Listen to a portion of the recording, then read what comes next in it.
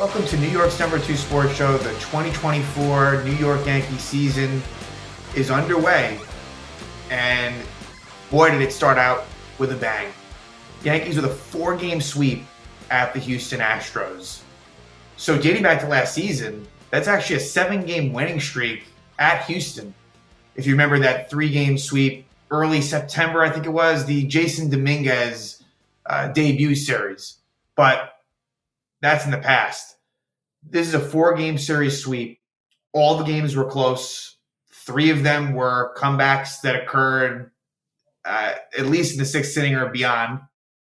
And the story of the series, there's 2 people, and I wasn't sure how I wanted to go about it as far as giving it equal praise, but like one person just stands out above the rest, and it's Juan Soto. I was so excited about acquiring him. It's not often that I would be super excited to bring in a player. Like, even if they're really good, it's like, I don't know. They have their flaws.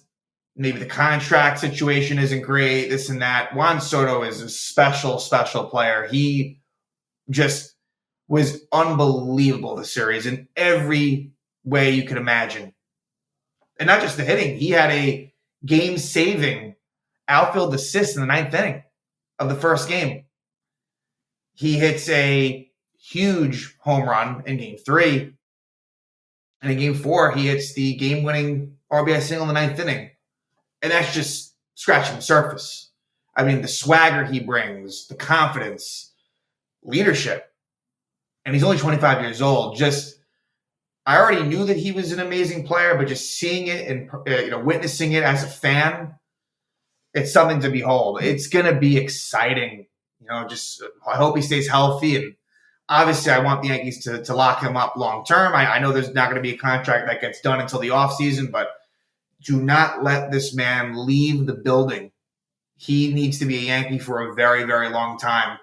He is as good as it gets. And in a series where Aaron Judge wasn't good at all. And the greatest thing that Aaron Judge did in this series was provide protection for Soto, with Soto batting second and Judge batting third. While we're on the Judge front, and look, they won all 4 games. This is going to be a mostly very positive episode. But with Judge, he just doesn't seem to do well versus the Astros. Now, obviously, it's the first series of the season. Most of the players really didn't do well. It was Juan Soto and Oswaldo Cabrera with a couple others that we're going to talk about. There's a couple others that come to mind that did well. But for the most part, a lot of pretty bad numbers coming out of this first series. And Judge definitely one of them. And, he's struggled against the Astros in his career. I've brought this up in previous instances. There's not a real big reason to expand on that in this episode, but it is something that I certainly think about a lot. And, the Astros, they're still a good team just because the Yankees won this 4-game series. I would still expect the Astros to be very much in the conversation as the season progresses. And if somehow both teams make the playoffs, it wouldn't be a shock to see them play each other. So, there's that. There's Oswaldo Cabrera, unbelievable. So I never was able to discuss the John Birdie trade. So John Birdie was acquired from the Marlins in a 3-way deal, which included Ben Rortvedt being traded to the Tampa Bay Rays as part of this trade.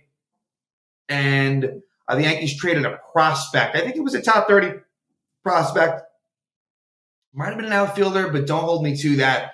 That player went to the Marlins in this deal.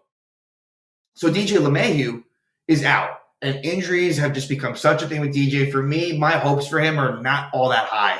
And this is coming from someone who was the biggest DJ LeMahieu fan. When he came to the Yankees, he was just the best, the absolute best. As good as Aaron Judge was. LeMahieu was just the one. I think if you had one person you wanted up in a big spot, it was him. Certainly in 2019 and 2020.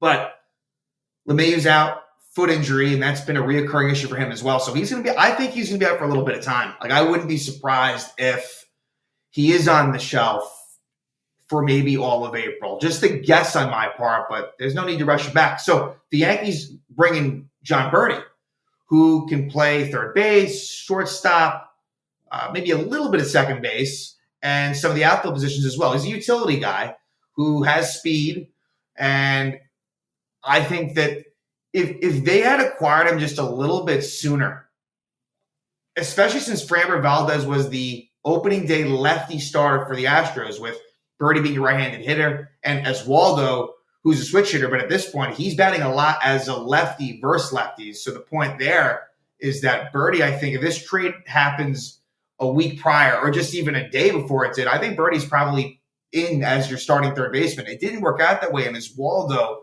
just takes advantage of the situation. For me, you always felt like Oswaldo was likely to make the opening day roster, but by no means was it a guarantee. Like if things go a certain way, like if Oswald Peraza ends up staying healthy and, Cabrera maybe wouldn't have made the team. But he ends up coming on strong towards the end of spring. There's injuries that, of course, occur. And so it puts Oswaldo in a position where he ends up being the opening day starting third baseman, and he takes advantage of it in a major way. He had a game-time homer in the first game. He had a 4-hit game in the second game. He had a game-time home run in the third game. Cooled down in the fourth game, didn't do a whole lot there, but just ridiculous what Oswaldo did. And, last year was a real struggle for him, but 2022 was decent as a player that just came up. It was a short sample size, a couple months of Cabrera, but I thought he showed out pretty well then, and last year just wasn't very good. So good to see. He's a very likable guy, just always has a smile on his face, seems like just a happy sort of dude. And, he was like Soto and Cabrera. Those were the two main forces in the series. What I'll also say is the pitching was very, very good, specifically the bullpen, but also the starting pitching as well. Nestor was the only one that really struggled, and even he kind of settled down in game one. Carlos Rodon didn't give much length, but he only allowed one run. We'll discuss these more as we go through each game, and I want to get to that, of course. Game 3, Marcus Stroman was really solid. In game 4, Clark Schmidt was good, but the bullpen really stood out. And the Yankees have always been good at this. It doesn't really matter who's in there. They're able to piece it together. And it's interesting, like Clay Holmes pitched 3 of the 4 games. Clay really got bailed out in game 1 and game 4. It's cardiac Clay. And that does concern me. That does. Like, he's a good pitcher. I like him in more of a committee role. Him as the 9th inning guy does scare me. It does. And he really came close to fucking up one of these games. He didn't. It works out. But I really like what I've seen from Ian Hamilton. I thought he was a real bright spot last year. Jonathan Loaisiga, I guess mixed results, I'd say, for Loaisiga. He'll be fine, but, with him, it's pitching to a lot of contact. Because I feel like there was a time when Loaisiga would get you more strikeouts. That certainly has not been the case the last couple of seasons, but he can still be effective regardless of that. Nick Birdie seems like they might have found something with him. He might be like an Ian Hamilton situation, kind of diamond in the rough that they found. But, hey, Caleb Ferguson, who they got from the Dodgers, he pitched well in the series. Victor Gonzalez was okay. Luke Weaver was in there. Clayton Beeter made his MLB debut, then got sent down. But the bullpen did not allow any earned runs. Now, there was inherited runs, I guess one by Loaisiga, but the bullpen was fantastic. And the Astros had a very sloppy series. They were not all that synced in and locked in defensively, certainly. The Yankees were the better team, and they came back each time. So let's get into this series. And, I want to try to get through this as succinctly as possible. This will probably be one of the longer episodes, considering it's the first one. And, there's some things that I wanted to, as a refresher and sort of update-wise that I hadn't been able to get to. And this is a 4-game series. But moving forward, we're going to try to, streamline it a little bit faster. And, in the past, we've done series recaps for each series. I don't know if that'll be the case this season. It's kind of a fluid situation. We'll see. But certainly for this one, opening series versus the Astros, regardless of how it was going to go, we were definitely going to do one, but especially with the way that it turned out, very exciting. So, first game, Yankees go down early. They give up 3 runs in the first inning.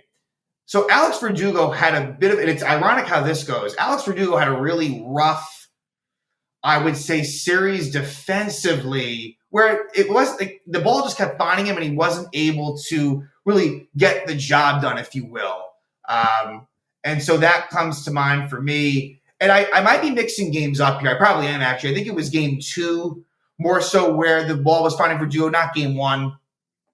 Yeah, more so game 2, but just in general, ironically, he ends up making a really nice sliding catch to clinch the series in the 9th inning of the 4th game. But Nestor Cortes, it was a struggle.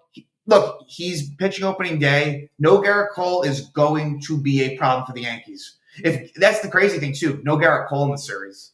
And so everyone kind of moves up a slot. And Nestor, last year was tough. There was some injuries. There was some ineffectiveness. If we can get back the Nestor Cortes of 2021 and 2022, that would be great. And I'm a big Nestor Cortes fan, but you got to be a little bit skeptical of what he will provide. But I think that if nothing else, if he can stay healthy, he will be effective enough, I'd like to think.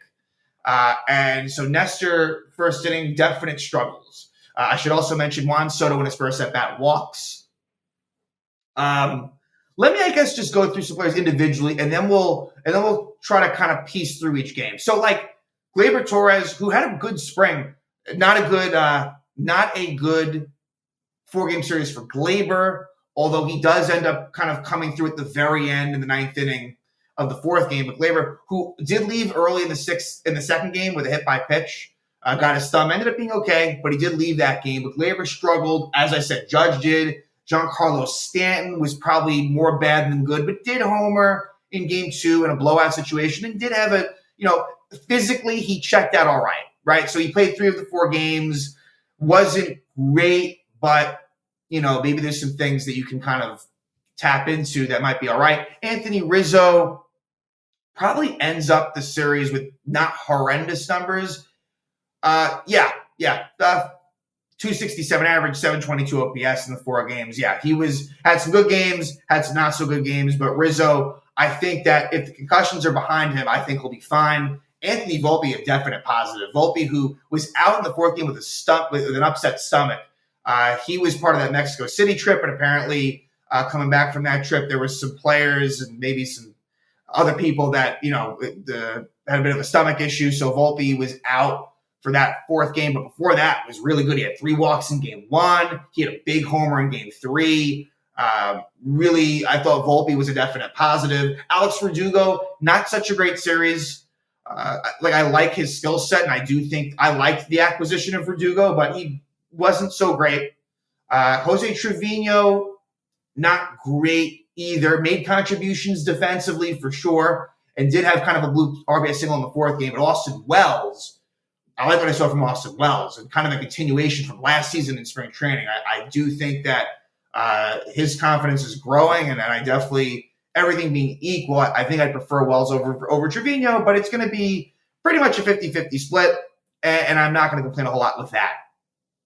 So let's discuss these games. So first inning, a rough one for Nestor, and he's almost able to kind of worm out of it. But with bases loaded, 2-outs, Chas McCormick with a 2-run single, and then Yainer Diaz with an RBI single. So that makes it 3-0.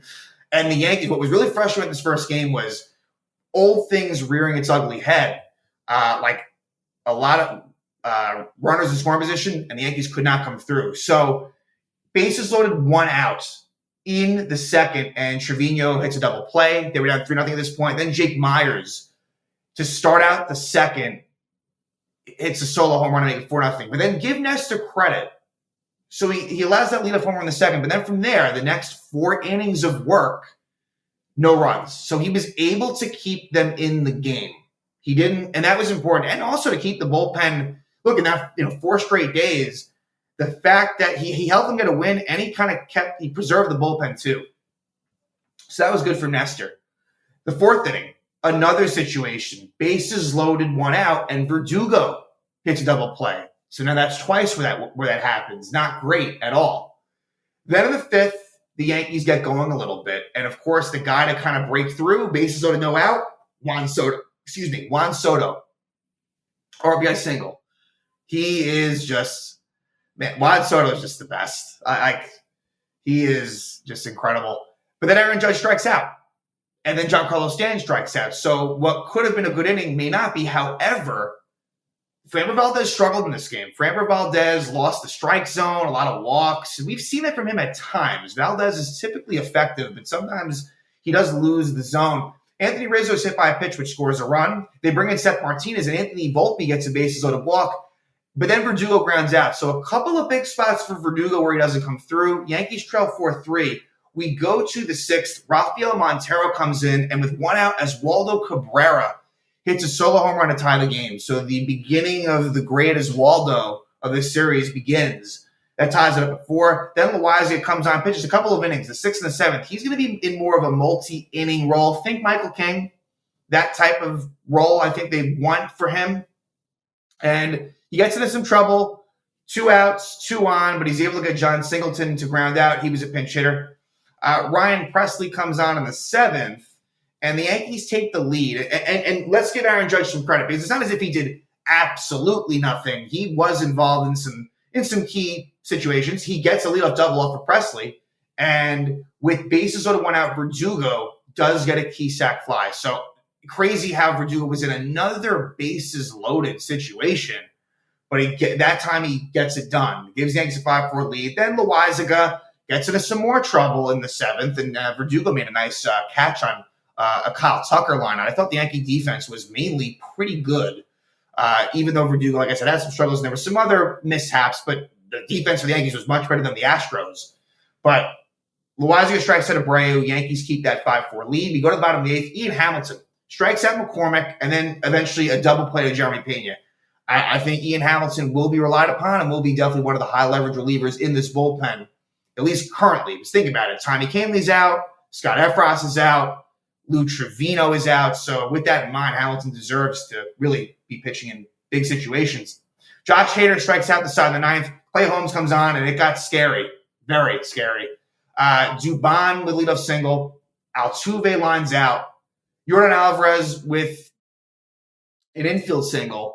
And then with Kyle Tucker up, he singles to right, but Juan Soto throws Dubon out at home. They probably should have held him. It's the way that Holmes was pitching with Bregman on deck. But they send him, and Soto and Trevino is just able to get the tag. They reviewed it. It was really close, but the call on the field would stand, and then Bregman grounds out. Yankees win the opening day game 5-4. They come back from 4-0 down. A gutsy win by the Yankees. Let's go to Game 2. Game 2 was between Carlos Rodon and Christian Javier. And Christian Javier has really had a lot of success versus the Yankees. He wasn't really very good last year, Javier. I guess he had a good start in the middle of the season. He was not good for the Astros, but has really always performed well versus the Yankees, in a pretty major way. But Rodon was on the bump for the Yanks. The only lineup change of real significance was Austin Wells was in for Trevino in this one. And we saw some pretty decent chemistry between Wells and Rodon towards the end of last year. So that kind of makes sense in that way. But the bullpen, the whole pitch, Rodon included, did a really nice job. Rodon only goes 4 1/3 innings, 5 hits, 3 walks. So a lot of base runners, but he was able to limit the damage, and I guess we'll take it as a positive. I'm skeptical on Rodon, but this was maybe a step in the right direction, I guess we'll call it. Not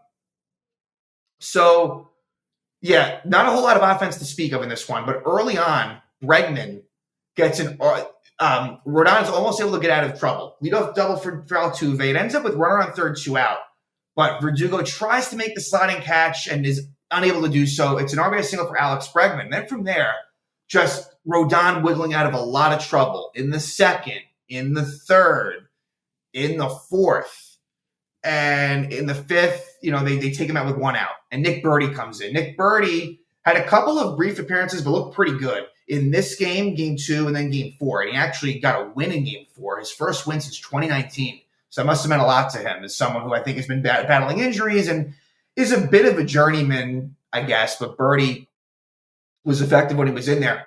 6th inning, Javier does the job as well. And the bullpen really failed the Astros in this series. So Javier, 6 scoreless innings. Taylor Scott comes on in the 7th inning. A couple of 1-out walks to Volpe and Wells. and then Oswaldo Cabrera with a game-time RBI single. So he does it again. Then Gleyber's hit by a pitch. Rafael Montero comes on, and Juan Soto bases loaded walk to give the Yankees the lead. Soto gets it done. 2-1 Yanks, but then Aaron Judge double play. Not a good job by Judge, where the Yankees had a chance to really blow it open. The score remains 2-1. In the 7th inning, it would be Luke Weaver, who got the win in this game. Luke Weaver looked good. We'll see what his role will kind of be, more of a long man, I would think. But Weaver, was someone that they kind of brought into somewhat of a middle relief spot. Then Victor Gonzalez comes in. Wasn't all that good. Granted, he had to face a tough part of the lineup. But he walked Alvarez, gave up a single to Tucker. It seems like Gonzalez is seen as more of a left-on-left specialist, whereas Caleb Ferguson, I think, is maybe trusted upon to face righties as well. I think on the pecking order, to me, I think Ferguson's a little bit ahead of Gonzalez, but again, their roles are a little bit different. So I feel like his appearances will be shorter than Ferguson's. So Ferguson actually replaces Gonzalez and gets Abreu to fly out to end the inning. So the Yankees keep the lead. Then Parker Mashinsky comes in, a lefty, and the Yankees break it open in the 8th. But really thanks to some shoddy defense by the Astros. You had a 1st and 2nd one-out situation where Volpe hits a ground ball to Jeremy Pena. And what should have been at least 1 out, they get nothing. And Pena throws it away, actually. And so the Rizzo scores. Verdugo moves to 3rd. Yankees take a 3-1 lead. And then with 1st and 3rd, 1 out, Austin Wells goes for the safety squeeze, bunt play, and another mess up by the Astros there. Verdugo was not coming home. Wells, I think, would have beat the throw regardless. They ruled it a single, but it's a throwing error by the pitcher, Mashinsky. And so Verdugo scores, Volpe to 3rd, Wells to 2nd, sets up 2nd and 3rd, 1 out, 4-1 lead. And Oswaldo Cabrera, as a lefty versus the lefty, infield in, 2-run single. 6-1 Yanks. Oswaldo had a great night. That was one of 4 hits that he had on the night. And then the 9th inning, Giancarlo Stanton hits a solo homer to give the Yanks a 7-1 lead. And Clayton Beeter makes his major league debut in the 9th inning, throws a scoreless 9th. An ugly end to that for the Astros. Beeter was sent down after this game. They called up lefty Tanner Tully, and the Yankees win that one 7-1. So now let's go to game 3. Marcus Stroman makes his Yankee debut. I thought it was a pretty good one. The defense kind of failed him a bit in this game. And for the Astros on the mound was Hunter Brown. Brown pitched pretty well, but only went 4 innings. He threw 88 pitches, so that's the good thing. The Yankee teams in the past that have been good were able to get starting pitching out of the game early, and that's typically a good thing, especially over the course of a series. Maybe not so much in an individual game, as bullpens are so good these days.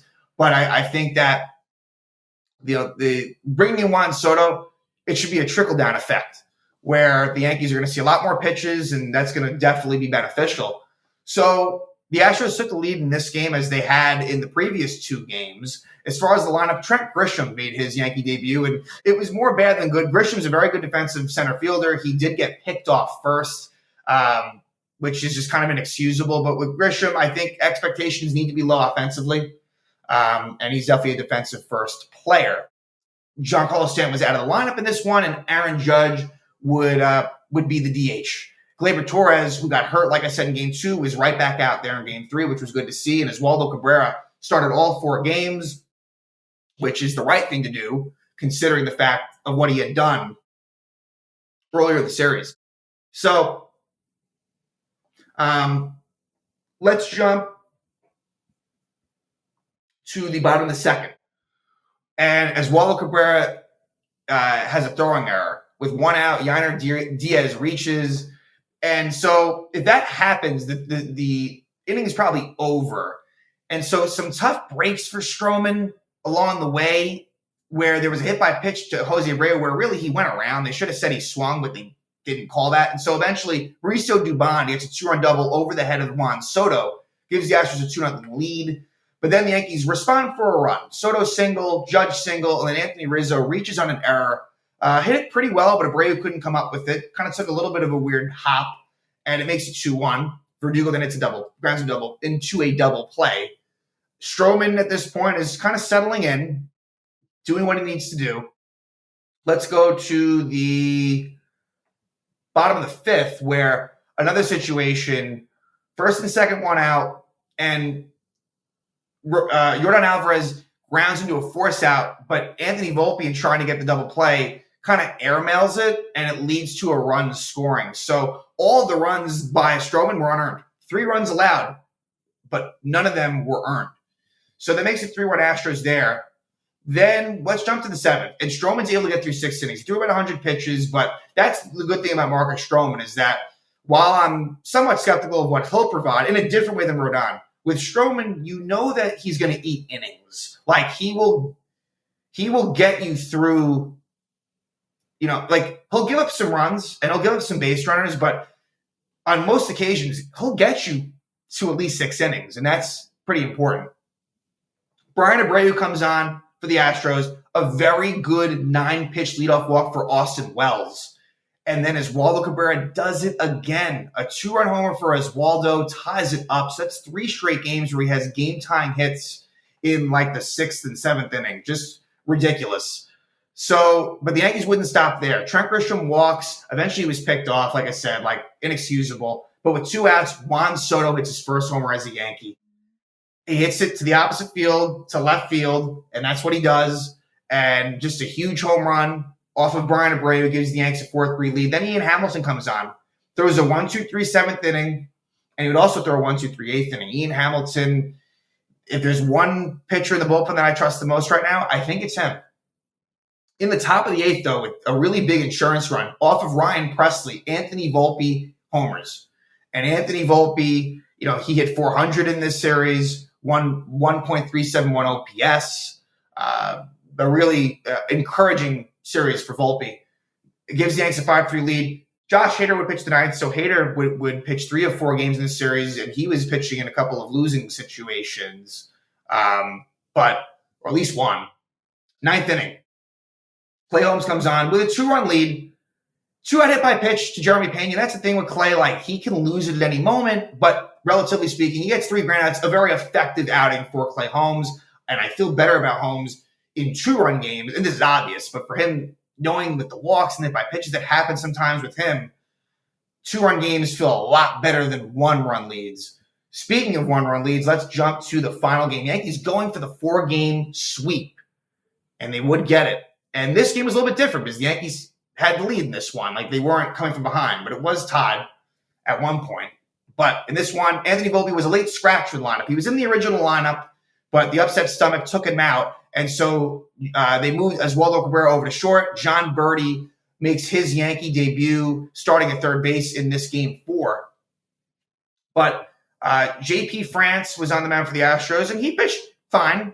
He was all right. I thought Clark Schmidt was good. The problem with Clark is that he does run into issues in that 3rd time through the order. That's going to be the thing he has to work on. He's really good the first 2 times through, but then the 3rd time runs into a little bit of issues. But for Clark, another guy that will keep you in ball games. We saw that last year where a lot of games, and it's almost unfair. He ends up with 3 runs against. It was better than that, I thought. He pitched a little bit better than that.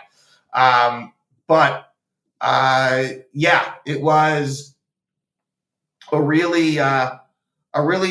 another great win for the Yanks. In the 2nd inning, the Yankees would score a run. Giancarlo Stanton leadoff double.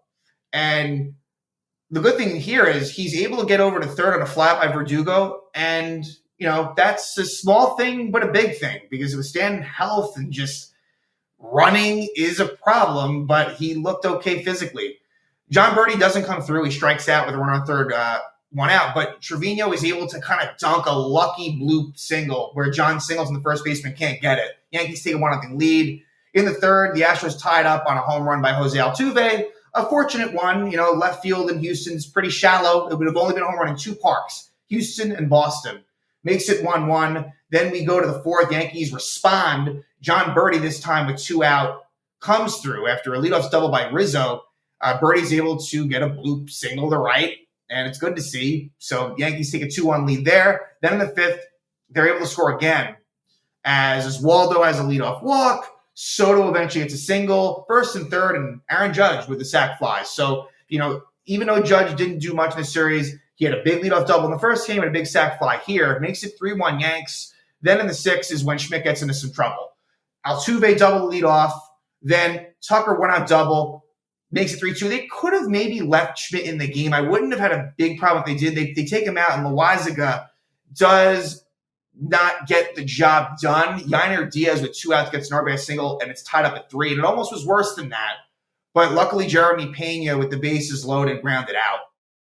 Let's go to the bottom of the 7th. Caleb Ferguson comes on, does a pretty nice job coming in for Loaisiga. Then in the bottom of the 8th, it would be Ferguson that gets the first out. Then Nick Birdie gets the next 2 outs. In the 9th inning, Josh Hader comes on. And Hader's one of the best closers in the game, best relievers in the game. And it's a little bit of a 2-out rally for the Yankees, who made Hader work. Gleyber Torres, who hadn't done much in the series, is able to get a single to right field.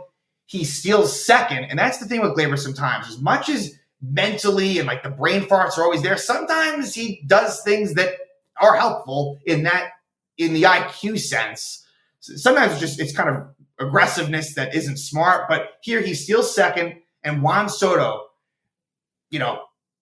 big time matchup. Soto versus Hader, lefty versus lefty. Teammates last year with the Padres. So last year and probably for a little bit of the year before that, if memory serves me correct. And Soto with a full count, I believe it was a full count, is able to hit an opposite field single to left where Gleyber was running on the play. He got a good jump, and Soto just does it again. And the Yankees take a 4-3 lead. Then Aaron Judge does strike out. If I was Hader, I honestly would have pitched a little more carefully to Soto, knowing that Judge has been struggling. I would have maybe just tried to go a little bit more carefully, but I get it at the same time because Judge is Judge. So the Yankees make it 4-3. We go to the bottom of the 9th. Clay Holmes on for his 2nd straight night, 3rd out of 4, and it gets dicey. Leadoff single Pena. Then a single for Caratini. 1st and 2nd, nobody out. And it's looking rough because you got Altuve coming up, Alvarez, and Tucker. But Altuve grounds out to 3rd. Great play by John Birdie. He probably, a really great play. And then for him to have the wherewithal to go to 3rd, just a really good play. He could have tried to go around the horn. I don't think that would have been wise. I like what he did there. Gets a very key out of 3rd. Then Jordan Alvarez hits a deep fly ball to center, but Judge is able to track it down. And then Tucker lines out to left, a really nice sliding catch by Verdugo. So Clay Holmes somehow gets out of it, some really good defense to help him, and it caps off a 4-game sweep for the Yankees against the Astros. Just really, really good stuff. And now the Yankees will take on the Arizona Diamondbacks, who are a really good team.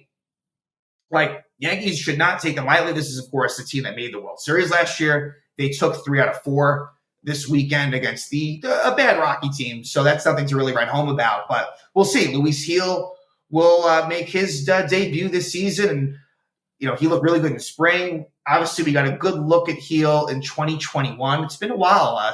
Gil got hurt early in 2022. So we'll see what he can do. But, yeah, this will be a tough series. You look at some of these pitching matchups. Cortez versus Zach Gallen is going to be difficult, as well as Rodon versus Merrill Kelly. So, if the Yankees can somehow win this series, that would be great. And then they'll come home to take on the Blue Jays. So, but a really good start. 4 games, this 2024 Yankee team, it feels different. I don't want to overreact. I don't. It's a very, very small sample size. But to do it against the Astros specifically on the road, the way it was done with the comebacks of Juan Soto headlining it, it was about as good and successful as an opening series as you could really ask for. So the Yankees get the 4-game sweep versus Houston.